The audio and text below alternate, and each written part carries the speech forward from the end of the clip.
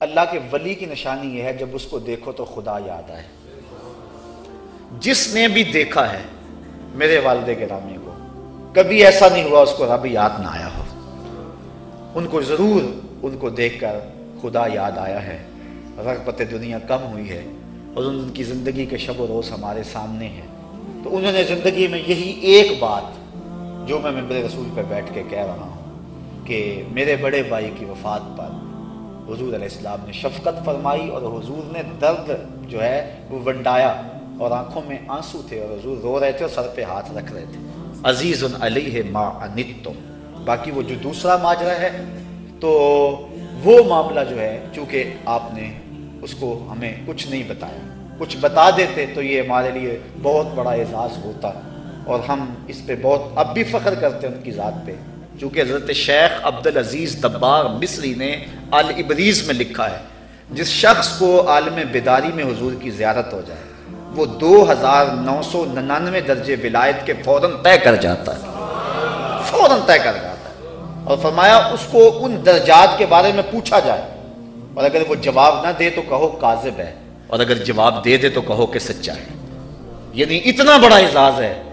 تو اب یہ بات ابہام میں ہے، میرا ذوق آیا میں نے آپ کے سامنے رکھ دی، لیکن جو اصل حقیقت تھی وہ میں آپ کے سامنے رکھ دی کہ ہم اس کے بارے میں فائنل کچھ نہیں کہہ سکتے، لیکن وہ پہلی بات جو ہے اس کے علاوہ بزرگوں کی جو کرامات تصرفات جو ہوتے ہیں وہ ایک الگ باب ہے، اور ہم کرامت کا انکار نہیں کرتے، اور کرامت کا من حیث الانکار کرنا کفر ہے، من حیث الکرامت انکار کرنا کفر ہے، اور کسی بزرگ جو مسلمہ ہو اس کی کرامتوں کا انکار گمراہی ہے۔ لیکن بہرحال انہوں نے ساری زندگی ہمیں جس راہ پہ ڈالا، ہم انشاءاللہ ان کی تعلیمات کے حوالے سے ہی بات کریں گے۔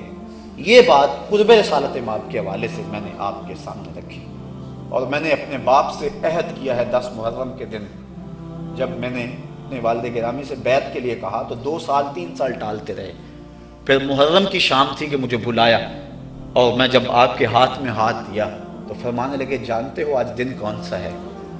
تو میں نے پھر عہد کیا تھا کہ جیوں گا تو آپ کے لیے، اور یا رسول اللہ مروں گا تو آپ کے لیے، اور زندگی کی آخری سانس تک یا رسول اللہ آپ کے دین کے لیے وقف رہوں گا۔ اور الحمدللہ مجھے فرمانے لگے کہ طمع نہیں کرنا، اگر کوئی محبت سے پیش کرے تو منع نہیں کرنا، اور جب پھر لے لو تو پھر جمع نہیں کرنا۔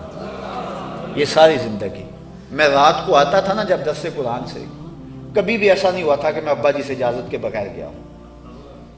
آج میں پہلی مرتبہ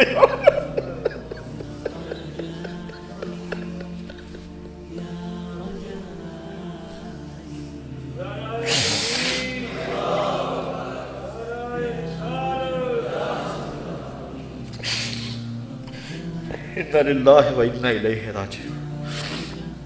ہمیں تلقین صبر ہے، وزن کیا لٹ گیا۔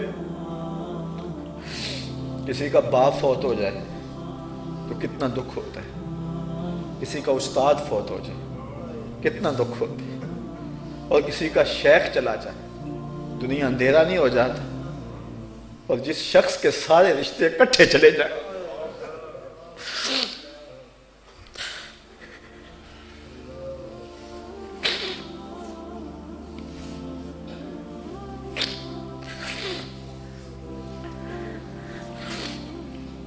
میں جب بھی آیا ہوں رات 3 بجے آیا ہوں، 4 بجے آیا ہوں، 2 بجے آیا ہوں، ان کی آنکھیں میری منتظر رہتی تھی۔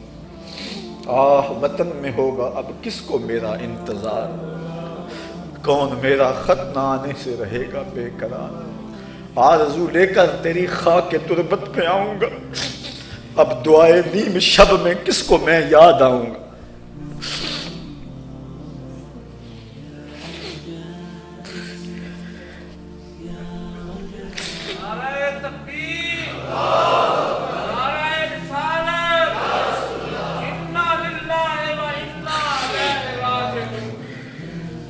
حیف در چشم زدن صحبت یار آخر شد، روئے گل سیر ندیدم و بہار آخر شد۔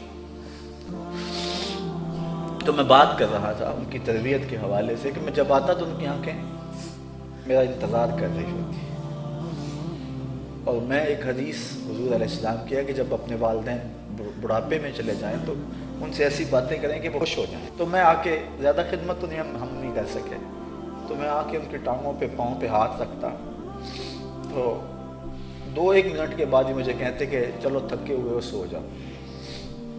تو میں جا کے سو جاتا. میری والد گرامی کی چارپائی کے بالکل ساتھ چارپائی تھی.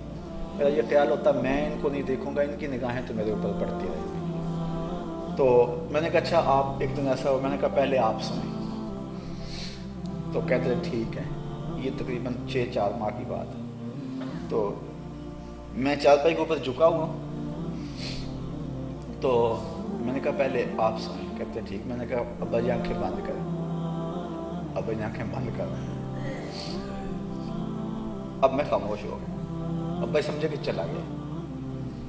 آنکھیں کھولی تو میں کھڑا تھا، تو جلدی سے آنکھیں بند کر لی. تو پھر ہنسنے لگے، اور آنکھیں نہیں کھول رہے بس ہنسے جا رہے کہ میں کھولی ہیں اور یہ سامنے. اس کے بعد تھوڑی دیر کے بعد پھر آنکھیں کھول لی. تو میں نے کہا آپ نے پھر کھول لی؟ تو رو پڑے، کہنے لگے تجھے دیکھنے کے لیے کھولی.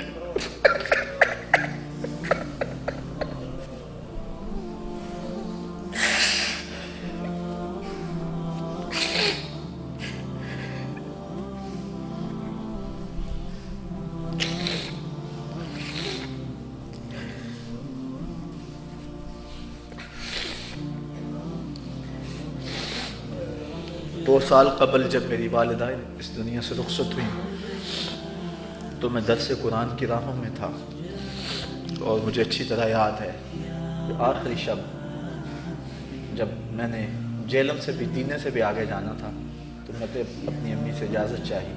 انہوں نے رو کر کہا تھا کہ بیٹا جاؤ. جمعۃ المبارک پچھلے جمعہ کو میں ابا جی سے اجازت لے کر جب کینٹ جمعے کے لیے جانے لگا تو ان کے چہرے پہ مسکراہٹ پھیل گئی اور بہت زیادہ خوش ہوئے. میری سمجھ میں نہ آیا کیا ماجرا اور کیا معاملہ ہے. چلا گیا. اس کے بعد پچھلے جمعۃ المبارک کو میں نے عصر کے بعد کاموں کی میں گفتگو کرنی تھی. ایک فوتگی ہوئی تھی، چیلم کا ختم تھا، تو لوگ بعد میں ملاقات کے لیے کافی آئے ہوئے تھے. عصر کی اذانیں یہیں ہونے لگی. تو محترم مجھے لینے کے لیے جو آئے تھے ان کی تشویش میری نظر میں تھی، لیکن وہ مجبوری تھی کہ جو ہے وہ عصر کی اذان ادھر ہو گئی. تو میں اپنے معمول کے مطابق میں نے کہا آپ گاڑی میں بیٹھے، میں ذرا گھر سے ہوں، اجازت لے آؤں. تو چارپائی پہ لیٹے ہوئے تھے. تو آخری ان سے میری وہ ملاقات ہوئی. فرمانے لگے خیر نل جاتے خیر نل. میں چلا گیا لیکن طبیعت میں اداسی تھی. 3-4 لوگ میرے ساتھ تھے، یہاں بھی اب موجود ہیں، میرا وہ ساربان بھی. جب ہم راستے میں اثر پڑی اور اس کے بعد جب ہم امن آباد سے نکلے تو سورج غروب ہو رہا تھا. ایسے میں جیسے میرا دل ڈوب رہا ہے، پتہ ہی نہیں تھا کیا ہونے والا ہے. تو میں نے ان سب کو کہا، میں نے کہ دیکھو کہ جب سورج عصر کے وقت پہنچتا ہے تو کتنی جلدی غروب ہو جاتا ہے. اور ایسا درد تھا اس سورج میں، کوئی پیغام دے رہا تھا جو ہم نااہل لوگ نہ سمجھ سکے. شاید اس کا پیغام کچھ سمجھنے والا ہوتا تو وہاں سے پلٹ آتا. لیکن میرا یہ مقصود تھا کہ جب میرے والد گرامی کی آخری سانس آئی تو اس وقت میں درس قرآن دے رہا